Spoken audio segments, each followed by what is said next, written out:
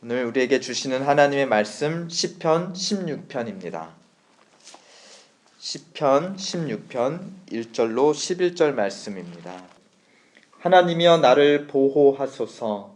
내가 주께 피하나이다. 내가 여호와께 아뢰되 주는 나의 주시오니 주밖에는 나의 복이 없다 하였나이다. 땅에 있는 성도는 존귀한 자니 나의 모든 즐거움이 저희에게 있도다. 다른 신에게 예물을 드리는 자는 괴로움이 더할 것이라. 나는 저희가 드리는 피의 전제를 드리지 아니하며 내 입술로 그 이름도 부르지 아니하리로다. 여호와는 나의 산업과 나의 잔의 소득이시니 나의 분깃을 지키시나이다. 내게 줄로 재어준 구역은 아름다운 곳에 있으며 나의 기업이 실로 아름답도다. 나를 훈계하신 여호와를 송축할지라. 밤마다 내 심장이 나를 교훈하도다.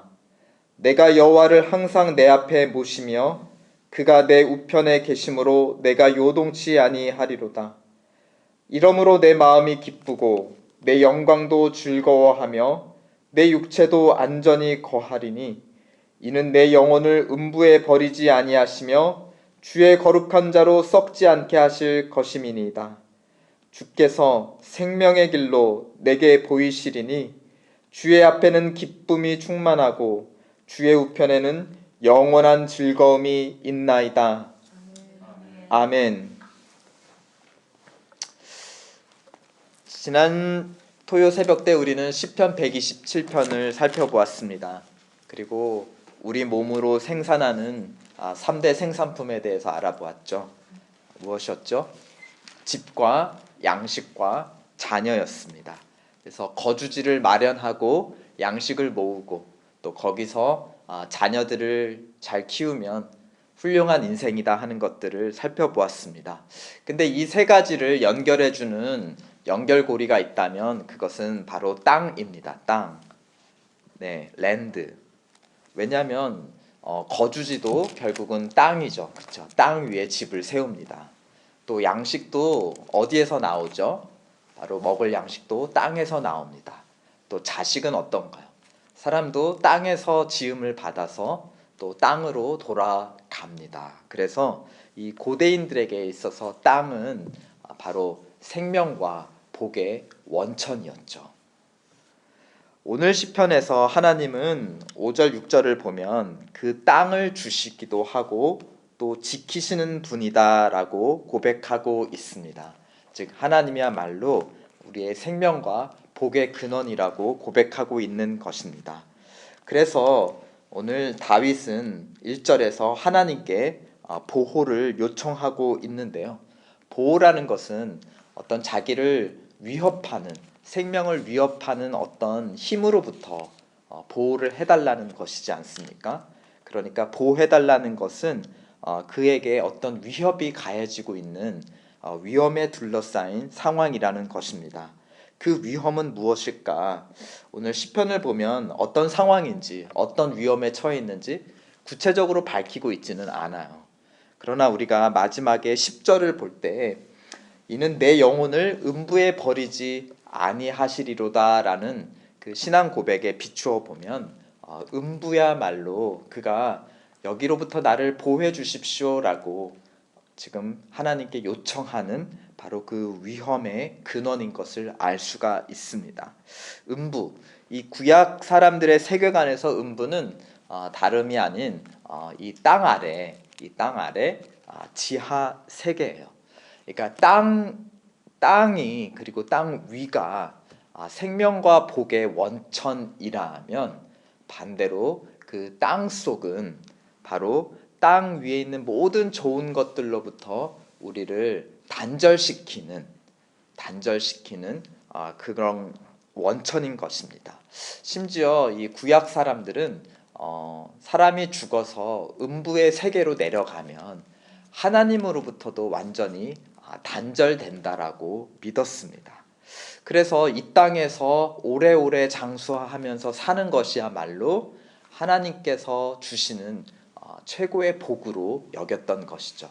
구약을 읽어보면 오늘 우리가 생각하는 복과 조금 다른 개념이 있어요. 그렇죠. 굉장히 물질적이고 현세적이죠. 그렇죠.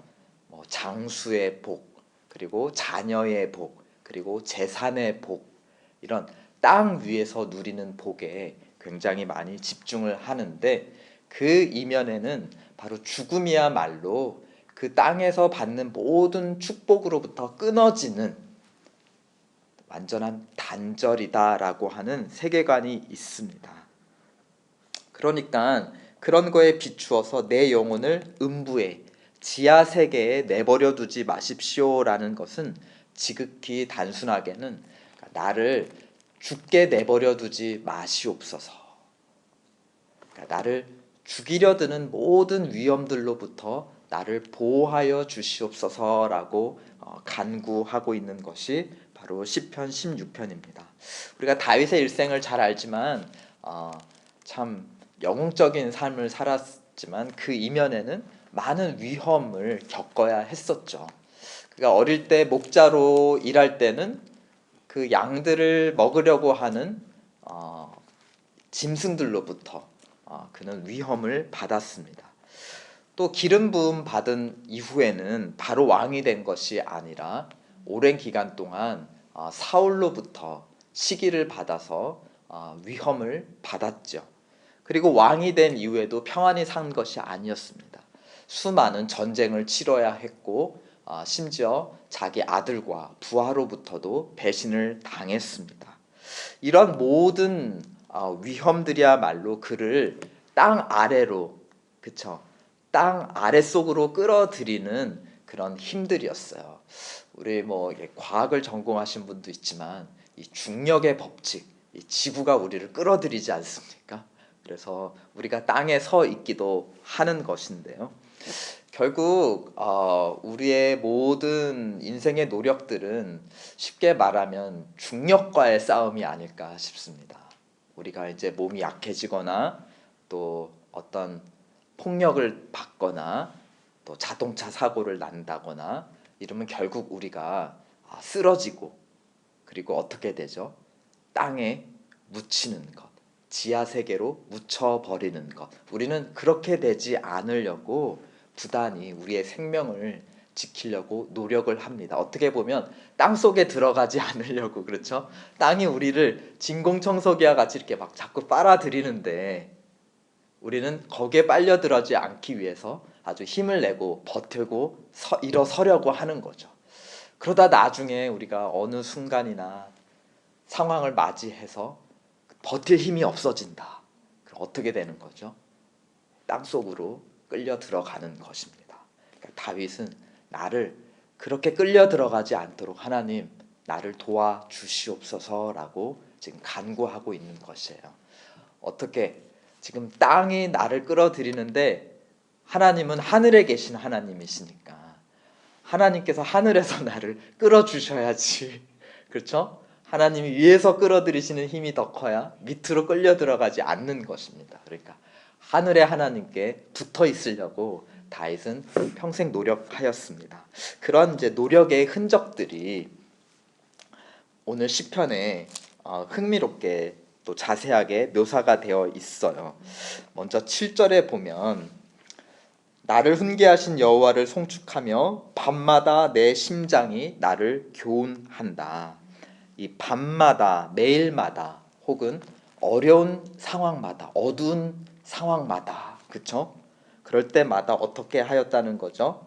하나님께서 주시는 교훈을 내 심장에 받았다. 여기서 심장은 또 정확히 얘기하면 우리 신체 부위에서 심장이 아니라 신장, 콩팥인데요. 이 고대인들은 그 양심, 한 사람의 양심이 콩팥에 들어있다라고 해서 좀 그렇게 믿었습니다. 네네. 왜 그런지는 모르겠습니다. 그러니까 양심에 부끄러운 일을 하면 신장이 좀 찌릿찌릿했나 봐요. 콩팥. 하나님의 교훈을 어디에다 담아둔다? 네, 콩팥에다가 담아둔다. 그리고 8절을 보니까 여호와를 항상 내 앞에 모신다. 여기서 앞은 얼굴이에요. 얼굴에 보신다. 그러니까 뭐죠? 대면해 본다. 내 눈으로 하나님을 항상 뵌다. 또 이어서 여호와 하나님을 내 우편에 두신다. 여기서 우편은 오른손입니다. 오른손. 내 오른손에 댄다. 혹은 하나님이 내 오른팔이 되셨다. 그러니까 내 능력이 되셨다라는 의미이기도 해요. 콩팥에 하나님의 교훈을 채우고 내 눈에 하나님의 임재를 담고 그리고 내 오른팔을 하나님의 능력으로 채운다. 굉장히 구약은 굉장히 이렇게 물질적인 거 굉장히 집중해요. 그러니까 하나님의 영적인 능력과 보호하심과 임재도 다 자기 몸을 빗대어서 지금 표현을 하고 있는 거예요. 그러니까 자기의 콩팥부터 오른팔 또 눈 하나님으로 충만히 채웠다라는 것입니다. 또 9절에 보니까 내 마음이 기쁘다. 이거는 이제 내 혼을 하나님의 기쁨으로. 그다음에 내 영광도 즐거워한다. 이 영광은 또 스피릿으로도 해석이 됩니다. 그래서 어떤 성경에는 그 각주를 넣어서 혹은 영으로도 번역될 수 있다라고도 표현해 놓고 있습니다. 혼도 기뻐하고 내 영도 즐거워하면서 내 육체도 하나님이 주시는 평안으로 흔들리지 않는다. 그러니까 영과 혼과 육, 내 모든 존재를 지금 하나님의 기쁨과 영과 하나님의 평안으로 채운다. 심지어 우리 신체 중에 가장 작은 부인 입술조차도 4절에 보니까 내가 다른 신, 4절 마지막 부에 보면 내가 다른 신에게 제사를 드리는 것은 고사하고 내 입술로도 그 이름조차 나는 부르지 않겠다. 그러나 내 입술마저도 나는 하나님 이름만 부르겠다. 지금 기도하고 있듯이 내 입술을 벌려 하나님을 기도하고 찬양하겠다. 또 2절의 끝에 보니 주밖에는 여호와께 아뢰면서 주만이 나의 주시고 주밖에는 나의 복이 없다 하겠다. 내 입술마저도 하나님께 드리겠다. 그러니까 지금 영과 혼과 또 육신의 작은 부분인 입술조차도 다 하나님께만 드리겠다. 오직 하늘에 계신 하나님께 온전히 매달리겠다라는 그 표현을 하고 있는 것입니다. 또 이것이야말로 그가 수많은 위험스러운 생활을 했지만 일생을 보냈지만 그가 장수할 수 있었던 비결이었노라라고 그는 시편을 통해서 고백하고 있습니다. 그러나 우리가 잘 알고 있다시피 이러한 다윗도 물론 사는 동안 하나님의 특별하신 보호하심과 사랑을 많이 받았죠. 그렇지만 그 역시 결국 여느 사람과 다르지 않게 결국은 땅 아래 세계로 끌려 들어간 것을 우리는 알고 있습니다. 그의 육신은 썩었고 결국 흙으로 돌아가고 말았습니다. 그런 면에서 10절에 내 영혼을 음부에 버리지 아니하시겠다라는 그 고백은 굉장히 무색해지는 것이죠. 물론 그가 살아있는 동안에는 이 고백이 유효했지만 결국은 이 고백대로 되지 않았던 것입니다. 그러니까 마치 이 죽음은 또 음부의 세력은 하나님의 주권과 능력마저도 미치지 않는 절대적인 단절의 세계로 여겨지고 우리에게도 여전히 미지의 영역으로 남아 있습니다. 저는 어젯밤 잠자리에서 오랜만에 한 침대에 아이들하고 아내하고 내 가족이 함께 한 자리에 누웠어요. 굉장히 오랜만이었어요. 그래서 이제 서로 살도 부비고 또 이런저런 얘기도 하는데 그 순간이 참 너무 행복했어요.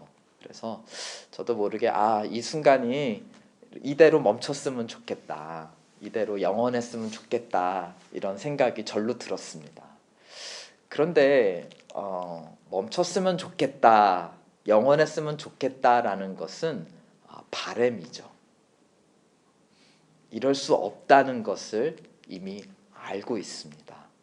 그러기에 바라는 것이죠. 만약 우리 부모님도 이렇게 바라셨을 텐데 그게 정말 이루어졌다면 저는 어른이 될 수 없었을 거고 결혼을 할 수 없었을 거고 제 자식들과 이렇게 행복한 순간을 맞이하면서 이 순간이 영원했으면 좋겠다라고 말하는 그 순간조차 찾아오지 않았겠죠. 그 말은 우리 아이들이 여기서 멈추는 게 아니라 언젠가는 클 것이고 저희를 떠날 것이고 또 저희는 땅속으로 들어갈 날이 분명히 온다는 것입니다. 그러니까 이 순간이 멈췄으면 좋겠다라는 가장 행복한 순간에야말로 죽음의 존재가 우리의 삶과 떨어져 있지 않음을 고백하는 순간인 것입니다. 가장 행복한 순간에 우리는 어쩔 수 없이 죽음을 생각하게 되는 것입니다.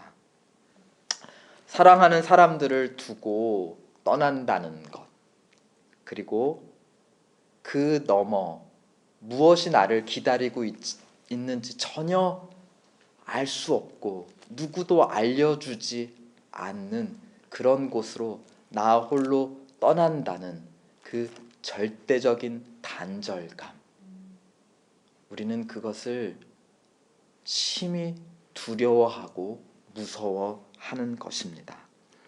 그런데 다윗이 죽은 지 아주 오랜 후에 어떤 한 사람이 굉장히 놀라운 선언을 합니다. 한 번도 아니고 여러 번 거듭 확신 가운데 이렇게 얘기합니다. 나는 차라리 지금이라도 죽었으면 좋겠다.